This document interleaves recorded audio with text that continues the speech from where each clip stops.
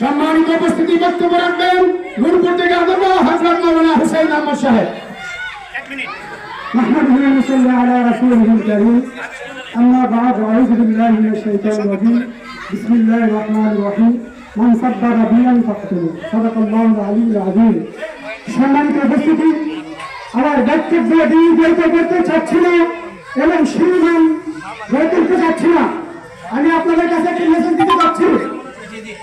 এই মিছিল শুরু হওয়ার আগে মাননীয় এসি মহোদয় আমাকে ফোন দিয়েছে এবং বলেছেন আপনাদের কর্মসূচি আজকে কেন স্থগিত করেন এবং আপনারা কারা বাদী হয়ে মামলা করবেন, আমরা তাদেরকে গ্রেফতার করব।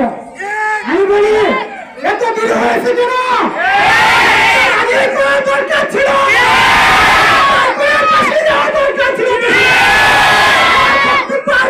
করতে চাচ্ছি না। বিলম্বে